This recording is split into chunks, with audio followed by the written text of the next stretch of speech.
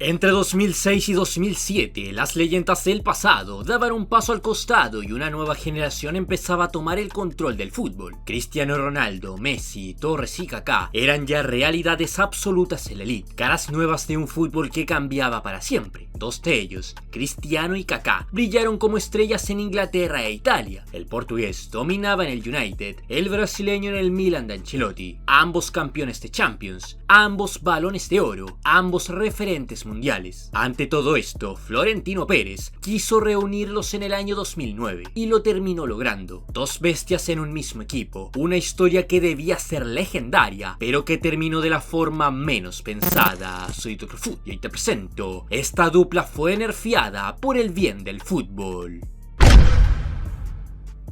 Para entender la importancia de ambos jugadores en su momento, recordemos lo que llegaron a ser en sus primeras temporadas como estandartes de sus anteriores clubes. Por un lado, Ricardo Kaká llegó al cuadro rosonero para 2003, siendo una de las grandes promesas del fútbol de Brasil, en una época donde el cuadro carioca mantenía jugadores de dicha talla en su seleccionado nacional. Con el número 22 en sus espaldas y con un Carlo Ancelotti que de inmediato supo cómo usar las cualidades del volante ofensivo, se fue transformando en una realidad, en el talento que requería un Milan rocoso con míticos futbolistas que marcaron una de las mejores etapas en la historia del club, logrando Kaká el ser su principal figura, destacando por su elegancia dentro del equipo, quedando como uno de los mejores del mundo en sus primeros años dentro del fútbol del viejo continente. Su año consagrativo fue para la 2006-2007, cuando logró levantar la Liga de Campeones en un cotejo de revancha ante Liverpool. De paso, el posicionarse como Balón de Oro en ese año. En todas las listas, Kaká era indicado como el mejor futbolista del planeta, y es que con 18 goles y 10 asistencias en 48 partidos, pudo maravillar como una figura estelar junto a Milan, elevando mucho más sus cifras en la siguiente 2007-2008, cuando aportó con 19 tantos y 15 asistencias en 41 partidos, dejando más que claro que su nombre estaba por encima de muchos, y solo unos pocos podían hacerle frente por el podio en la cima del deporte. Por otro lado estaba Cristiano Ronaldo, quizás un futbolista mucho más popular que Kaká, ya sea por siempre ser un tipo con un gran carisma o por su actitud controversial. Si bien nunca fue alguien que estuviera involucrado en temas extradeportivos, era bastante resistido por ser una auténtica bestia dentro del campo. Desde que llegó al cuadro Red Devil en 2003, se le veía con un aura distinta en su persona. Le dieron la mítica 7, demostró tener personalidad, demostró ser irreverente, un displicente con el balón, haciendo quizás una de las etapas más recordadas en su carrera como el batipibe, derrochando de su juego vertiginoso donde destacaban sus regates, su potencia, su velocidad, sus balones parados en general, una bestia total en ofensiva junto a Manchester United. De esta manera fue como se fue haciendo de un nombre, y en cuestión de nada, ya era el jugador más importante dentro de su equipo, consolidándose en la campaña 2007-2008, cuando ganó su primera Champions League y su primer Balón de Oro. El joven CR7 había marcado 42 goles en 49 partidos para la 07-08, mientras que una campaña después hizo lo propio con 26 anotaciones en 53 cotejos. Hasta ese punto, Kaká, Cristiano Ronaldo y Messi eran considerados como los mejores del planeta por todo lo mostrado. Cada uno por su hereda hacía lo necesario para destacar, pero lo más importante estaba por llegar cuando dos de estos tres jugadores se llegaron a unir con tal de poder hacerle frente a un Barcelona que estaba rompiendo todas las marcas con Pep Guardiola y la explosión de la Pulga. Real Madrid quería el trono y la única manera que encontró Florentino para alcanzar aquello era formar una era galáctica 2.0, donde el brasileño y el portugués eran las principales caras de dicho proyecto.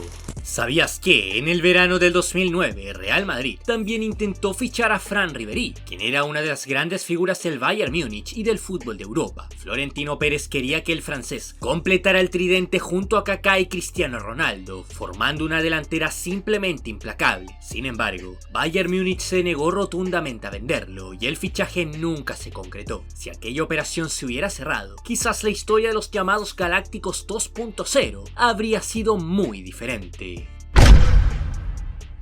En este punto Florentino Pérez volvía a la presidencia de Real Madrid. Ya había estado al mando entre 2000 y 2006, saliendo para aquel año, pero queriendo volver a ser el mandamás del conjunto merengue. En su regreso, prometía culminar lo que ya había empezado, formar un equipo digno de los dioses, con el afán de que el club pudiera volver a dominar en el viejo continente, ya que la décima estaba siendo muy esquiva por aquellas temporadas. Es así como fue formulando la era de los Galácticos 2.0, una donde buscó a lo mejor que había en el mercado, sin escatimar en gastos, fichando importantes nombres como los de Xabi Alonso, Karim Benzema, pero sobre todo, los dos grandes cracks de la época y ganadores del Balón de Oro, Cristiano Ronaldo y Ricardo Kaká. Primeramente el conjunto merengue se hizo del fichaje de Kaká por 64 millones de euros, un monto que lo puso momentáneamente como el segundo fichaje más caro en la historia, solo hasta la llegada de Cristiano Ronaldo, quien con su traspaso de 94 millones de euros lo terminó dejando en el tercer puesto en esa época. La idea era clara, que ambos pudieran ser jugadores compatibles y que deslumbraran en el equipo dirigido por Manuel Pellegrini. El mundo del fútbol se paralizó. Las portadas, los noticieros y las redes de aquel entonces no hablaban de otra cosa. Cristiano Ronaldo y Kaká en un mismo equipo. Dos balones de oro, dos estilos distintos, pero complementarios. El brasileño símbolo de elegancia y pausa, el portugués, explosión y potencia pura. El plan era claro. Kaká sería el cerebro, Cristiano la ejecución. Uno pondría la visión, el otro los goles. Florentino y la prensa vendían la idea de una sociedad destinada a marcar una época, una dupla capaz de devolver a Real Madrid a la cima en el viejo continente y romper la hegemonía de un Barcelona de Guardiola que venía destrozando a sus rivales. El Santiago Bernabéu se preparaba para una nueva era y los fanáticos soñaban con el regreso de la magia. Sin embargo, el destino tenía otros planes.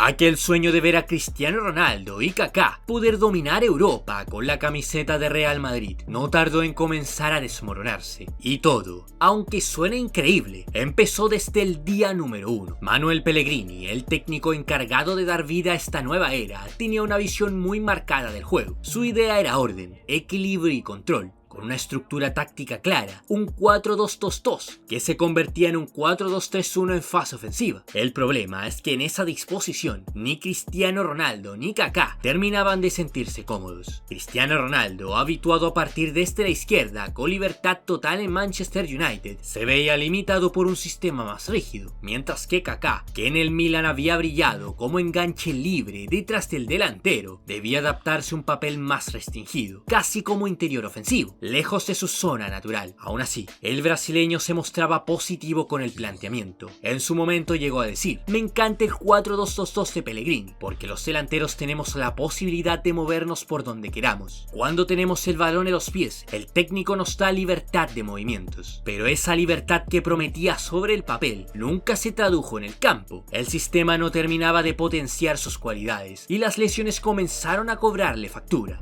Desde su primera temporada, Kaká arrastraba una pubalgia que venía desde su etapa en Milan. En diciembre del 2009 sufrió una contusión en el hueso púbico que lo alejó varias semanas. Luego en agosto del 2010 llegaría su lesión más grave, un problema de menisco en la rodilla izquierda que lo obligó a pasar por el quirófano, manteniéndolo fuera de las canchas por 148 días, perdiéndose 29 partidos en la temporada 2010-2011. Esa falta de continuidad fue letal para un jugador que necesitaba ritmo para brillar. En su ausencia, Cristiano Ronaldo se convirtió en el protagonista absoluto del equipo. Real Madrid empezó a girar en torno a él, y cuando Kaká intentó volver, el mundo ya lo había cambiado. Para la 2010-2011, con la llegada de José Mourinho, el club apostó por otro perfil de mediocampista. Fue allí donde apareció Mesut Özil, un joven alemán de visión privilegiada, quien terminó quedándose con el puesto de enganche gracias a su finura, regularidad y su conexión con Cristiano. Años más tarde, con la llegada de Luka Modric, la historia quedaría sellada definitivamente. Kaká pasó de ser el fichaje estelar del proyecto a un suplente de lujo en un equipo que evolucionaba sin él, quitándole a la afición la fe de volver a ver a esa dupla que nunca se terminó de consolidar y que quedó en el completo olvido ante las expectativas generadas. Entre Cristiano Ronaldo y Kaká llegaron a compartir 99 cotejos, con 75 victorias, 2 empates y 12 derrotas. En total, 21 participaciones de gol entre ambos en sus años junto dentro de Real Madrid, números que para 2 balones de oro quedaron muy lejos de lo que el mundo estaba esperando. Finalmente Kaká puso fin a su etapa en Real Madrid durante el año 2013, regresando a Milan, club donde había brillado y se había consagrado como Balón de Oro. Sin embargo, su carrera ya no volvería a ser la misma. Las lesiones, la falta de continuidad y la pérdida de velocidad le impidieron recuperar aquel nivel sobrenatural que lo había llevado a la cima. Posteriormente pasó por Sao Paulo y Orlando City hasta anunciar su retiro en el año 2017, cerrando así una trayectoria llena de talento, pero marcada por la adversidad. Cristiano Ronaldo, en cambio, vivió todo lo contrario. A partir de aquel 2013, su carrera entró en una nueva dimensión, convirtiéndose en el líder absoluto de Real Madrid, rompiendo todos los récords goleadores y alcanzando el punto más alto en su carrera. Ganó 4 Champions League, varios balones de oro y se consolidó como una de las leyendas más grandes de la historia del fútbol. Dos destinos opuestos para una dupla que prometía romper el fútbol, pero que terminó siendo recordada como una historia de lo que pudo ser y lamentablemente nunca llegó a ser.